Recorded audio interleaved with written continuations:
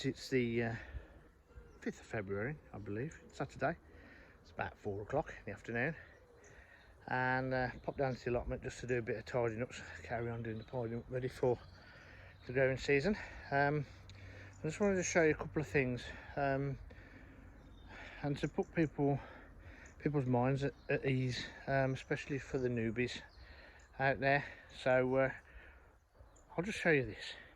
Okay guys, hi guys, basically if you remember before Christmas, I think it was before Christmas, I'll have to have a look back actually, this bed here, I took about a third of that compost bin out at the front and put it all over here, and as I did so I took a lot of the rubbish out of it, the plastic and bits and pieces that inevitably got in it, because I did inherit a lot of that compost from years ago, which were in the Daleks originally.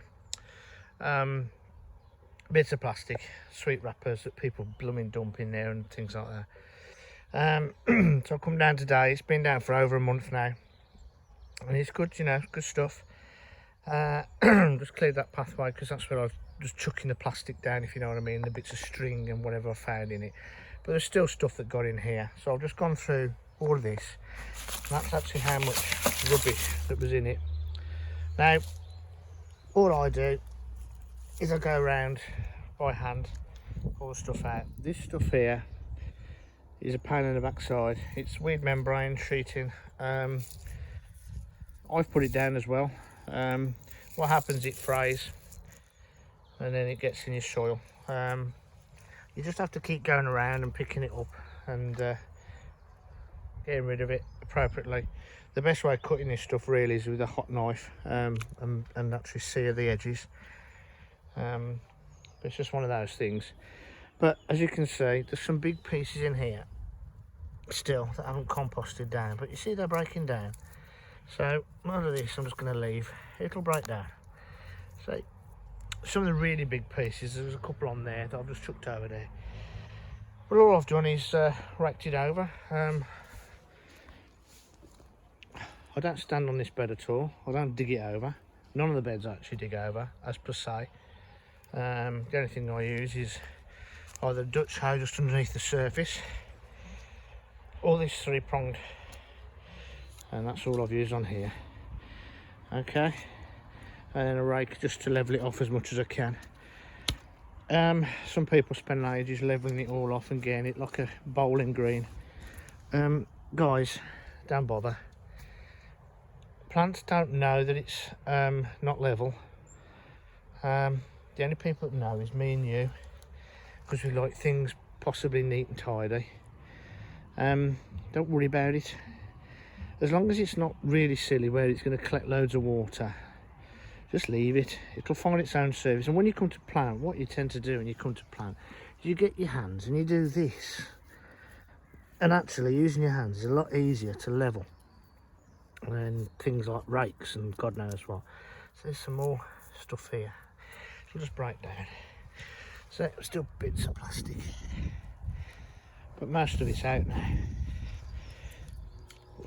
And that will obviously go to the compost bin. Sorry, not the compost bin, the tip as we call it, or the amenity place.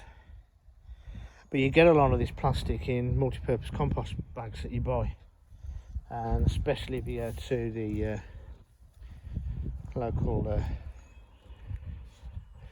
refuge dumps and stuff like that and buy their bags of compost, you get loads of bits of plastic in there, so you're just going to add to it anyway, especially if you buy lots of multi-purpose to start your seedlings off and plant stuff in pots. And then come the end of the season, where does that compost go?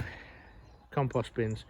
So all the plastic, which doesn't deteriorate, doesn't break down, is already in there anyway, and you go and put it all in here anyway. So it's gradually you will get rid of it. As you can see, see, I'm still picking up bits of this stuff out the pathway.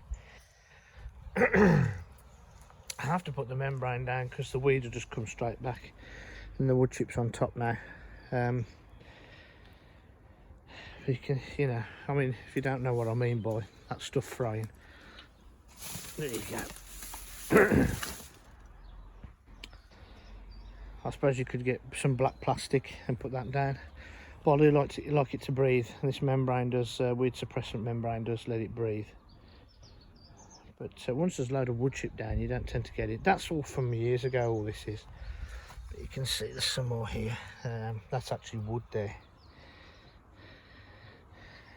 So, but yeah, that's what I've been doing.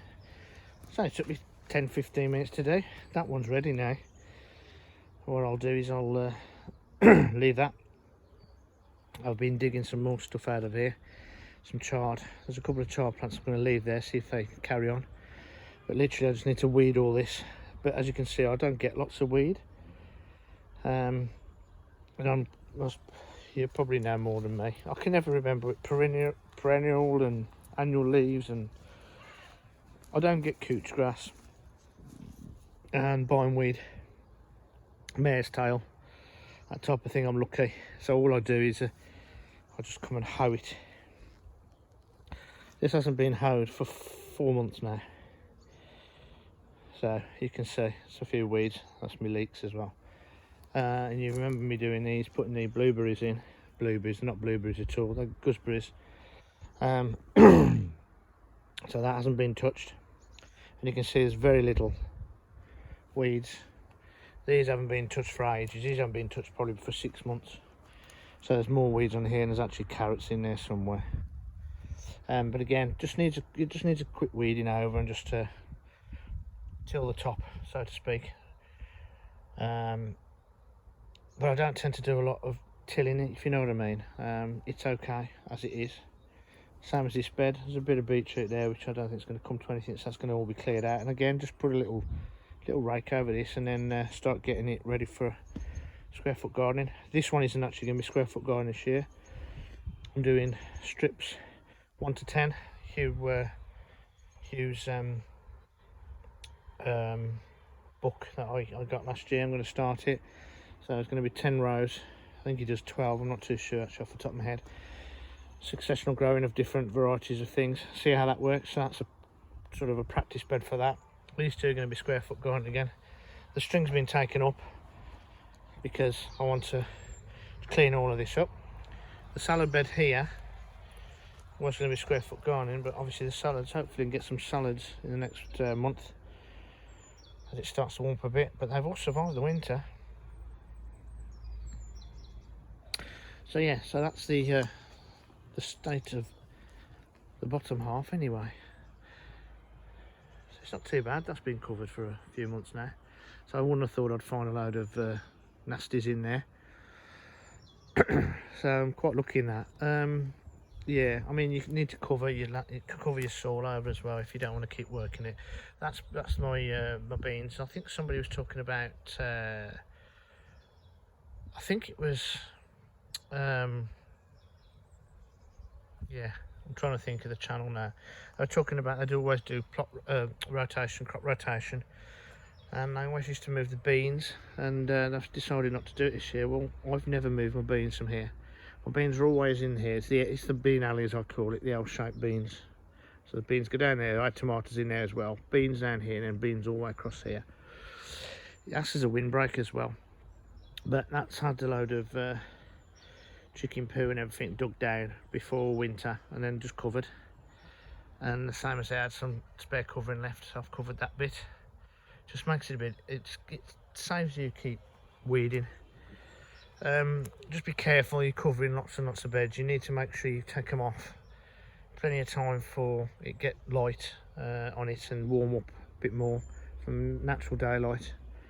Because if you leave it covered right up to the time you start to plant, it could be quite damp under there, actually wet and muddy. Just be careful of that. But yeah, that's this bottom half, so I'm going to leave it at that. So we'll do something else for the polytunnel in the top half on another video. So that's how it's looking today. Right guys, I hope you've enjoyed that little quick tour, and as I said, don't worry about poops, plastic in the soil, just clean it out as and when you can do it. My fingers now are absolutely freezing. It's going to get really cold this week, apparently. Well, for us it is, not for you Canadians. It's not. It's nowhere near that. But you know, -2s, -3s. In the day, it's going to be like 1 degree, 2 degrees. So yeah, at least the wind, there's no air. That's the worst thing. It can be quite mild, and then you get a really easterly wind, and it's cutting. But the polytunnel is actually quite nice and warm. But that's in another video. Anyway, guys, take care of one another. Please give it a thumbs up if you enjoyed it. Get the peace. Look after one another. We're nearly there. We're nearly out the other side. Just keep the faith, and I'll speak to you later. Bye.